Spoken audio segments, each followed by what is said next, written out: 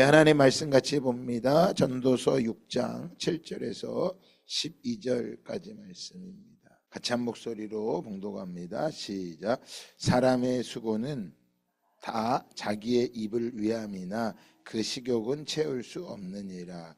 지혜자가 우매자보다 나은 것이 무엇이냐? 살아있는 자들 앞에서 행할 줄을 아는 가난한 자에게는 무슨 유익이 있는가? 눈으로 보는 것이 마음으로 공상하는 것보다 나으나 이것도 헛되어 바람을 잡는 것이로다. 이미 있는 것은 무엇이든지 오래전부터 그의 이름이 이미 불린 바 되었으며 사람이 무엇인지도 이미 안 바 되었나니 자기보다 강한 자와는 능히 다툴 수 없느니라. 헛된 것을 더하게 하는 많은 일들이 있나니 그것들이 사람에게 무슨 유익이 있으랴. 헛된 생명의 모든 날을 그림자같이 보내는 일평생의 사람에게 무엇이 낙인지를 누가 알며 그 후에 해 아래서 무슨 일이 있을 것을 누가 능히 그에게 고하리요. 아멘. 네, 할렐루야. 네, 우리 옆사람과 앞뒤자 우리 인사합시다. 하나님께만 엎드려 예배합시다. 네, 아멘. 네, 하나님께 엎드려 경배한다는 것은 예배하는 것을 말합니다. 동방의 박사들이 예수님을 찾아왔죠. 하늘의 별을 보고 찾아와서 그분 앞에 예물을 드리고 엎드려 경배하였다라고 말씀을 우리 가르쳐주고 있습니다. 동방의 박사들은 이방인들입니다. 이방인들. 그러나 동방의 박사들이 예수님을 만나러 왔을 때 당시 헤롯 왕과 당시의 서기관들, 성경을 연구하는 사람을 서기관이라고 말합니다. 바리새인, 율법을 가르쳐주는 사람들이었단 말이에요. 장로들, 대제사장들. 그들이 헤롯 대왕 앞에 같이 모여 있었단 말이에요. 동방의 박사들이 찾아오죠. 와서 이스라엘의 왕으로 나신 이가 어디 계시뇨? 그러니까 왜 왕궁으로 찾아갔을까요? 상식적으로 생각한 거예요. 이성적으로 생각하니까 뭘로 생각한 거예요? 왕이니까 이 세상을 구원할 왕이니까 왕자로 태어날 거라고 생각을 한 거예요. 지금도 예수님을 우리가 믿지 못하는 많은 사람들이 예수님을 믿지 못하는 이유가 무엇 때문일까요? 바로 이것 때문인 거예요. 자신의 이성과 생각으로 왕을 생각하는 거예요. 그래서 마태복음에 보면 큰 소동이 일어났다고 말하죠. 왜? 지금 왕이 있는데 또 다른 왕이 나왔다고 하니까 그것도 누가요? 저 먼 이방 땅에서. 그 이방인들이 쿠르드 사람이라고 얘기하는 사람도 있고 페르시아 사람들이라고 이야기하는 사람도 있어요. 정확한 건 아직 모릅니다. 하지만 분명한 건 이방인들이 박사들이 찾아온 거예요. 연구하는 사람들이 뭘요? 하늘의 별을 연구하는 사람들이 찾아와서 한 거예요. 그거 난리가 났죠. 그런데 당시에 있던 모든 왕과 서기관, 제사장, 바리새인, 장로들은 뭐예요? 관심이 없는 거예요. 관심이. 여러분 지금도 마찬가지입니다. 지금도 예수님이 오신다고 말해도 관심이 없어요. 왜 관심이 없을까요? 오늘 7절에 우리에게 그걸 말해주고 있는 거예요. 같이 한번 읽어볼까요? 시작. 사람의 수고는 입을 위함이나 그 식욕은 채울 수 없느니라. 자, 뭐예요? 사람들이 수고하지만 자기 입을 위함이야. 동방의 박사들은 왕을, 예수님을 엎드려 경배하게 찾아왔지만 그 당시에 있던 많은 이스라엘 사람들, 그 성경을 아는 사람들은 관심이 없는 거예요. 왜? 지금 자기의 배가 다 뭐해서요? 채워져 있는 거예요. 여러분, 예수님께서 떡 5개 물고기 2마리로 5,000명을 먹이실 때 예수님께서 굉장히 안타까워하셨단 말이에요. 그들이 가다가 너희들이 먹을 거를 주라. 가다가 기진하여 죽을까 하노라. 이렇게 나와 있어요. 말씀이 보면. 가다가 지쳐서 쓰러져 죽을까 봐 걱정이 된 거예요. 그래서 예수님이 직접 먹을 것을 뭐 하신 거예요? 먹이신 거예요. 오늘 우리도요. 우리의 삶에도 우리가 기진하여 넘어질 것을 주님이 알고 계세요. 그래서 그분 앞에 엎드리는 거예요. 근데 당시에 베부르게 있었던 종교 지도자들은 성경에 메시아가 오신다는 걸 알고 있었어요. 하지만 그들은 기다리지 않았어요. 왜? 배부르기 때문에. 오늘날도 마찬가지입니다. 배부르잖아요. 주님 안 기다립니다. 엎드려 경배 안 합니다. 배부르도 하는 사람들이 있죠. 뭐 때문에요? 기득권을 유지하기 위해서 엎드리고요.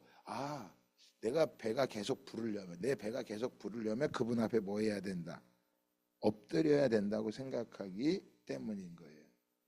그들을 통해서 만족을 누리진 있을 수 없다는 것입니다. 그래서 말합니다. 그 식욕은 채울 수 없느니라. 인간의 식욕, 욕심은 결코 채워지지가 않는다라는 거예요. 그래서 인간의 모든 수고가 헛되다라는 거야.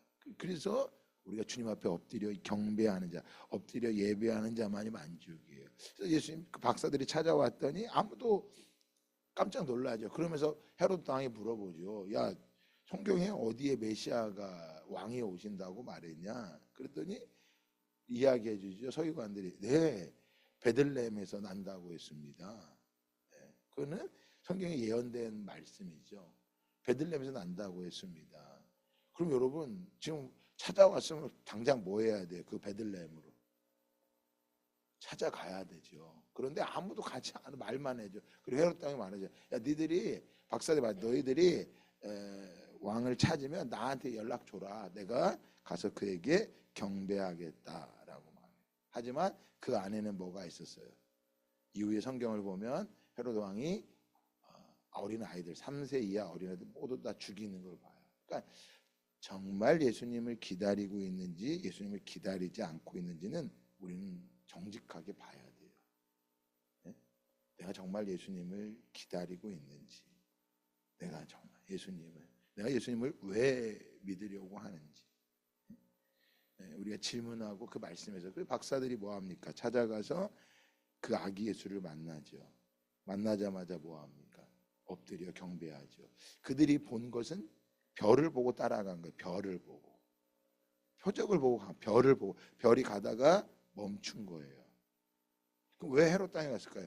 한번 생각해 보는데 아마 별이 그땐 잠깐 감추어진 것 같아요. 날씨가 흐려서 감춰서 찾아간 것 같아요. 근데 다시 그 별빛이 반짝이면서 그곳을 찾아가죠. 그게 마태복음에서 기록된 거예요. 그래서 그분 앞에 황금과 유황과 몰약을 드리고 뭐하게 됩니다. 자신의 마을 다시 고향으로 돌아가게 되죠. 돌아가면서 천사가 이야기해 주죠. 다시 돌아가지 말라고. 왜? 여러분 겉으로는 예수님을 찾는 왕이라고 말하지만 진짜가 안 되면 주님은 안 나타나십니다. 그래서 가난함과 고난이 복인 것은 우리 다니엘 기도회하면서 그런 주님을 만난 사람들 이야기를 들어보면 다 어때요? 그들 안에는 그 간절함이 있는 거예요. 그래서 이 형식적인 거와 간절함은 다릅니다. 우리 안에 주님을 향한 그 간절함은 우리 안에 있는 배고픔도 뭐하게 되는 거예요? 뛰어넘게 되는 거예요. 오늘 그것이 8절에 말합니다. 지혜자가 우매자보다 나은 것이 무엇이냐? 살아있는 자들 앞에서 행할 줄을 아는 가난한 자에게는 무슨 유익이 있는가? 자, 9절도 같이 읽어볼까요? 시작. 마음으로 공상하는 것보다 나으나 이것도 헛되어 바람을 잡는 것이로다. 예. 우리의 소원은 이 사람은 눈으로 보는 것이 마음으로 공상하는 것보다 나으나 눈으로 보는 것은 작아도 자 공상하는 것보다 나으니 뭐야? 눈으로 본 거예요. 소원을 성취한 것을 말하고 있는 것입니다. 소원하지만 소원 성취가 다 된 것 같지만 그것도 뭐 하는 거예요? 헛되어 바람을 잡는 것과 같다라는 거예요. 이 땅에서 소원을 다 성취했어도 주님이 없으면 그건 다 뭐라는 거예요? 헛되다라는 걸 지금 이야기해주고 있는 거예요. 그러니까 그냥 오로지 내가 원하는 소원 성취만을 위해서 내가 뜻한 대로 다 이루어지는 거, 그러고 살지 말라라는 거예요. 동방의 박사들은 뭐 합니까? 소원 성취를 했죠. 그러나 그들을 이미 알고 있었던 장로, 대제사장, 서기관들은 뭐예요? 안 찾아가죠. 여러분, 우리에게 있어서 소원은 뭐예요? 우리의 소원은 주님 앞에 가는 거예요. 바울이 그것을 얘기하고 있어요. 나는 살아도 죽어도 주를 위해 산다고. 소원인 거예요, 그게. 그리고 또 누가 있습니까? 메시아를 만났던 목자들이 두 종류의 사람이 나와요. 하나는 동방의 박사들, 그리고 목자들이 나온다. 목자들은 뭐였어요? 거리에서 들에서 양을 치던 사람들이. 당시 양을 치던 사람이 누구냐면 우리나라로 말하면 조선시대 때 가장 하층민이 누구였어요? 소 잡는 사람들, 갑바치라 그랬다고. 그 사람들은 사람 대우를 못 받았단 말이에요. 당시에 목동이 누구냐? 바로 그런 사람들이에요. 아무도 인정 안 해줘요. 제가 키르기스탄에 가봤더니 키르기스탄, 카자흐스탄도 그 양을 친단 말이에요. 그러면 양을 어떻게 치냐면요. 돈을 줘요. 내가 돈을 주면서 양 50마리를 쳐달라 그러면 돈을 주잖아요. 그러면 여름이 되면 이 양들을 끌고 목동들이 저 산으로 올라가. 마을마다 50마리, 100마리를 다 자기가 길러주는 거야. 이 사람들은 어릴 때부터 양을 쳐요. 그러니까 공부도 못해. 아무것도 모르고 한글도 모르고 그냥 양밖에 못 치는 거야. 여러분, 그래 누가 사람 대우를 해주겠어요? 아무 대우도 안 해줘. 그때 당시에 목동이 바로 그런 사람인 거야. 사람 대우도 안 해줬단 말이야. 그런데 그들에게 누가 나타나요? 천사가 나타나서 예수 그리스도에 대해서 나심을 알려주지요. 근데 그 마국간에 가보라고 갔더니 누가 있어요? 아기 예수가 말구에 누워 있어요. 그 목동들이 뭐예요? 그 앞에 엎드려 경배하죠. 여러분, 만약에 박사들한테 거기 찾아가라면 찾아갔을까요? 난 안 갔을 것 같아요. 근데 자신들은 워낙 누구도 자신들을 인정해 주지 않기 때문에 그 어린 아기 예수를 봐도 그분이 뭘로 보인 거야? 메시아로 보인 거예요. 아주 작은 것 앞에. 여러분, 이 말씀이 무슨 메시아이겠어? 그런데 목동과 같은 마음을 가진 자는 이 말씀이 곧 뭐예요? 우리에게 양식이고 생명이 되는 거예요. 이 말씀인 거예요. 그래서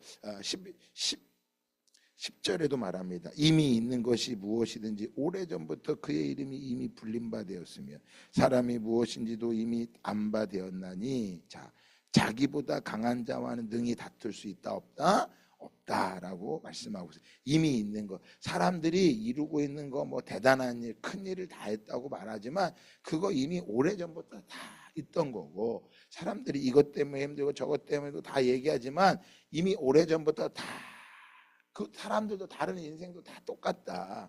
그것 때문에 힘들었던 거다. 그런데 어떤 사람이 돼야 돼? 자기보다 강한 자와 능히 다툴 수 있느냐? 자기보다 강한 자 누구를 말하는 걸까요? 하나님을 말하는 것입니다. 하나님이 뜻한 일을 우리가 벗어날 수 없다라는 거죠. 그래서 사람이 배고프면 밥을 먹어야 하고 비 오면 멈춰야 하고 나이 들면 죽어야 하는 거, 이게 세상의 자연 이치라는 거. 하나님이 그렇게 뭐 하셨다라는 거야? 정해 놓았다는 거야. 그러면 그냥 인생을 살아가는 대로 살아가는 게 아니라 너 하나님과 강한 자와 다툴 수 있느냐? 누구도 하나님과 다툴 수 없으니 그분의 뜻을 거스리려고 하지 말고 그분의 뜻을 뭐 해라? 구하여야 한다. 그분의 뜻이 어디 있는지. 우리가 부자와 나사로의 다음 주일날 제가 그 말씀을 전하려고 묵상하고 있는데, 여러분 생각해 보세요. 어제도 말씀드렸잖아요. 추수감사절이 왜 있는 건지. 그건 하나님의 나라를 위해서 우리에게 정해주신 날이에요. 이걸 시작한 사람들은 오로지 믿음과 신앙의 자유를 얻기 위해서, 배부른 것보다 신앙의 자유를 얻기 위해서 하는 거예요. 그러니까 내가 돈이 필요하죠. 없으면 안 되죠. 그러나 아무리 돈이 필요해도 무엇과는 바꿀 수 없는 거야. 신앙의 자유하고는 바꿀 수 없는, 이게 정말로 핵심이란 말이에요. 그것 때문에. 그런데 그 1년 동안 그 한겨울을 보내고 반이 죽어나가도 그들은 신앙의 절개를 뭐 한 거예요? 지키는 거야. 그걸 히브리서 11장의 믿음의 사람들을 왜 쭉 소개한 거예요? 바로 뭐 하는 거예요? 자기보다 강한 자와 다투지 않고 그분의 뜻한 길을 걸어가겠다는 거예요.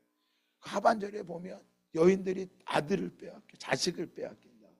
강한 자에게 자기 자식을 빼앗겨. 여러분, 요시야라는 왕은요 빼앗긴 거예요. 죽을 뻔했어요, 어린 시절에. 그런데 하나님이 그를 살리신 거예요. 다윗도 뭐 한 거예요? 빼앗긴 거야. 하나님이 살리신 거야. 내 자녀도 뭐 하나님이 살리시고 지키신 거. 결코 강한 자와 다투지 말고 그분이 뜻하는 거. 그래서 감사가 굉장히 중요한 거예요. 추수감사절 주신 거, 우리가 감사한다는 건요, 그 강한 자의 뜻에게 내가 뭐 하겠다는 거야?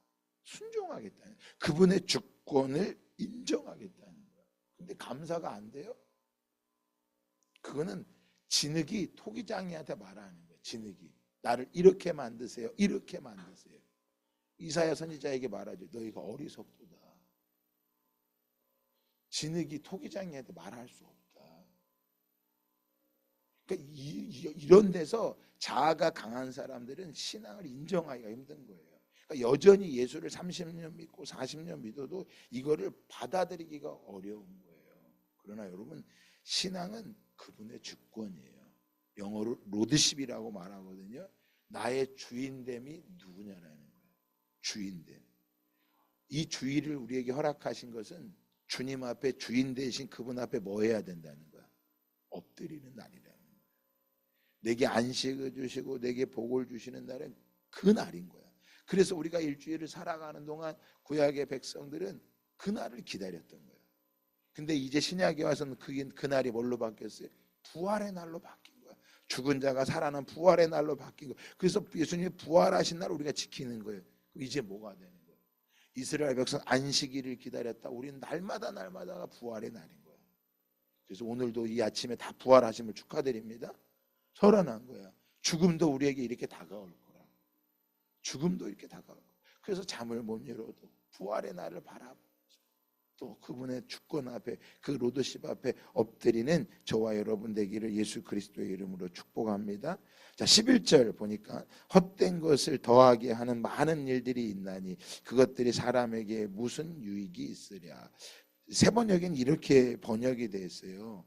말이 많으면 빈말이 많아진다. 많은 말이 사람에게 무슨 도움을 주는가. 말이 많으면, 그러니까 실수가 많다는 것보다 당연히 말이 많으면 실수가 많아지겠죠.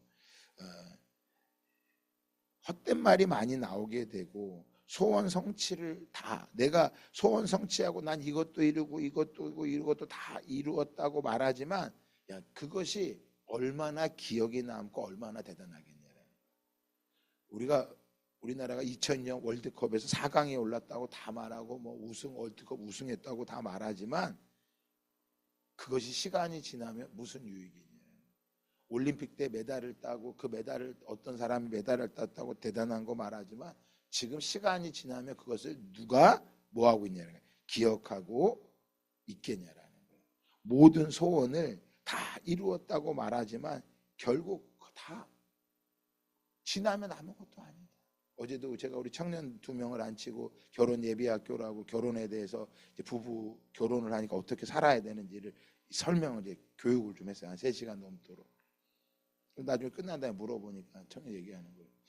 그냥 제가 늘 그랬거든요. 하기 전에 주례를 부탁해서 결혼식을 준비하면 안 되고 결혼을 준비해야 된다. 살아가는 게. 그래서 남자와 여자의 차이점이 있고 남자와 여자가 바라보는 게 다르고 살아온 생활이 다 환경이 다르고 성경에서 결혼의 의미가 어떤 건지 쭉 설명해 주는데 마지막에 얘기했더니 다 들은 다음에 자기 느낀 걸 한번 얘기해봐라. 그랬더니 청년도 하는 말이 너무 쉽게 생각한 것 같아요. 그냥 목사님이 공부한다 그래서 그냥 잠깐 하는 줄 알았더니 이렇게 긴 시간 저희한테 이렇게 하는 줄 몰랐다고 다시 한번 결혼을 생각을 하게 됐다. 남자 여자 차이가 얼마나 많은데 다른 정도 하나님이 아예 다르게 만들었다. 남자의 갈비뼈를 빼서 그래서 두 사람이 연결이 되면 자기 마음대로 나눌 수가 없는 거다. 너희들 절대 니네들 마음대로 결정하는 너희 둘이 만난 것도 하나님의 뜻이고 이제 선택한 게 하나님의 뜻이라면 이제 너희들 마음대로 나눌 수 없는 거다. 부족한 남편을 또 연약한 아내를 어떻게 대해야 돼? 성경에 나와 있다. 그래서 너희들의 기준이 이제 부모님한테 배운 거 다 버려야 된다. 네가 자라오는 환경 다 버려야 된다. 기준이 뭐가 돼야 된다? 말씀이야. 이 말씀이 너희의 기준이 돼야 된다. 제가 그걸 준비하면서 내 결혼 생활이 생각이 나는 걸 사모님하고 나하고 우리도 쉽지 않았거든요. 내가 결혼할 때 누군가 나한테 이런 걸 좀 가르쳐 줬으면 내가 좀 덜 힘들었을 텐데. 말이 많으면 빈말이 많아지고 많은 말이 사람에게 무슨 도움이 되겠는가. 수많은 사람들이 우리에게 많은 것들을 이야기해 주지만 오히려 그것이 우리에게 남는 게 뭐가 있겠냐. 오로지 뭐만요? 하나님의 말씀이 남기에. 그 말씀이 저와 여러분의 분명한 기준. 그래서 아휴, 집이 어려워요. 진짜 일단 일을 하러 가야 될 것 같아요. 그걸 고비를 못 넘기는 거야. 고비를. 그때 뭐 해야 돼요? 하나님의 뜻을 기다리고 하나님의 뜻을 묻고. 지금 대한민국은 적어도 뭐 하진 않아요. 굶어 죽진 않아. 도리어 굶어 죽는 게 아니라 우울증에 사로잡혀서 뭐예요? 내가 마음대로 내 마음대로 다 하고 싶은데 말할 수 없는 억울함 때문에 뭐 하는 사람이 많아. 죽는 사람이 더 많아. 그것을 전도서 기자가 우리에게 이야기해 주고 있는 거예요. 마지막 말씀 읽고 마칠까요? 12절 시작. 헛된 생명의 모든 날을 그림자같이 보내는 일평생의 사람에게 무엇이 낙인지를 누가 알며 그 후에 해 아래서 무슨 일이 있을 것을 누가 능히 그에게 고하리요. 여기서 그림자 같은 일평생 뭐를 말하는 거예요? 정말 빠르게 지나가는 인생을 말하죠. 일주일이 왜 이렇게 빠른지, 한 달이 왜 이렇게 빠른지. 1년이 정말 벌써 뭐예요? 11월 달도 엊그저께 시작한 것 같은데 11월 다 갔어 이제. 12월 되면 이제 송구영 신입이 하고 얼마나 빨라요. 그런데 그림자 같은 인생인데 여기서 무엇이 낙인지, 여러분 낙인 것을요, 낙이 아니라 무엇이 좋은지로 번역하는 게 더 나아요. 히브리어로 토브라고 말하는데 무엇이 선한 것인지를 알며 무엇이 좋은 것인지를 알며 짧은 인생 가운데 이제 남은 인생들이 이제 우리 권사님, 우리 집사님 또 더 저희보다 조금 남았잖아요. 원래대로 말한다면 순서는 모르지만 인생이 얼마 남지 않았잖아. 이 짧은 인생 여전히 어떤 게 선한지를 모르고 살아가면 안 된다는 거예요. 이제는 뭐가 선한지를 구분할 줄 알아야지 자녀들에게도 뭘 할 수 있어요? 올바른 걸 전할 수 있죠. 제가 어제 추수감사절 헌금 간증을 했잖아요. 우리 아이들한테.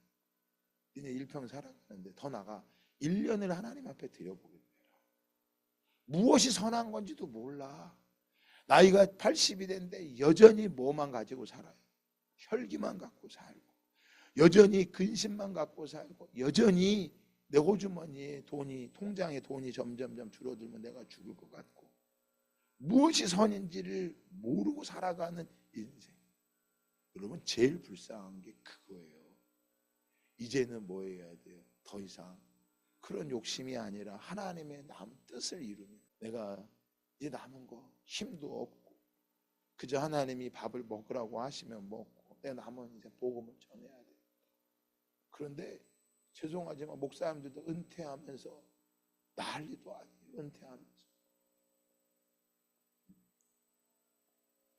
그러니 이게 저도 그럴까봐 제가 종종 아내한테 얘기해요. 여보 우리는 그러지 말자. 우린 그러지 말자. 그러려면 지금부터 우리 아이들의 믿음으로 길러야 되는데 쉽지는 않은 거다. 무엇이 좋은지, 무엇이 진리인지. 여러분 그것을 기억하고 그것을 하나님께 구하며 살아갈 때 여러분 결코 우리의 인생이 헛된 인생이 아니라 주님의 부름을 따라 나아갈 수 있는 복된 인생이 됨을 믿고 나아가시기를 예수 그리스도의 이름으로 축복합니다. 오늘 아침에 기도합시다. 하나님, 내가 무엇이 좋은지는 내가 잘 모르고 사람들이 내게 이것이 좋다 말하지만 사람들이 좋다고 하는 걸 따라가는 어리석은 인생이 아니라 TV에서 좋다고 말하는 인생이 아니라 진짜 그 생명의 길.